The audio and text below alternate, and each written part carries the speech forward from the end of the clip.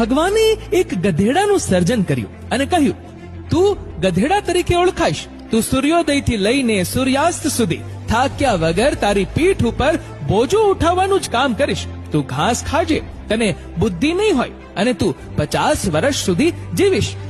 ગધેડો બોલ્યો, હું ગધેડો થયો એ બરાબર છે, પણ પ્રભુ 50 વર્ષનું આયુષ્ય ઘણું બધું કહેવાય.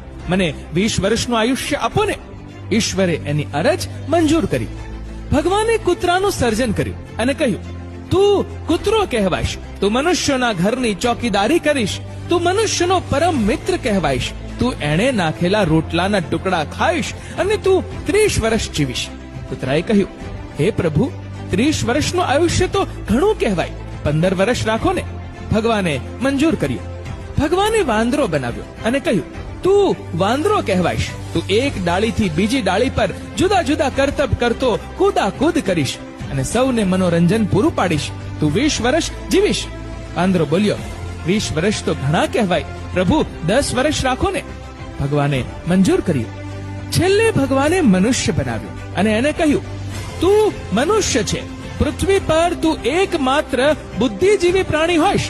તું તારી અક્કલના ઉપયોગ વડે સર્વે પ્રાણીઓનો સ્વામી બનીશ. તું વિશ્વને તારા તાબામાં રાખીશ અને 20 વર્ષ જીવીશ. માણસ બોલ્યો, પ્રભુ, હું મનુષ્ય ખરો, પણ 20 વર્ષનું આયુષ્ય ઘણું ઓછું કહેવાય. મને ગધેડાએ નકારેલ 30 વર્ષ, કૂતરાએ નકારેલ 15 વર્ષ અને વાંદરાએ નકારેલ 10 વર્ષ પણ આપી દો ને. ભગવાને મનુષ્યની ઈચ્છા સ્વીકારી લીધી. ત્યારથી માણસ પોતે માણસ તરીકે 20 વર્ષ જીવે છે. લગ્ન કરીને 30 વર્ષ ગધેડો બનીને જીવે છે. પોતાની પીઠ પર બધો બોજો ઉપાડી સતત કામ કરતો રહે છે.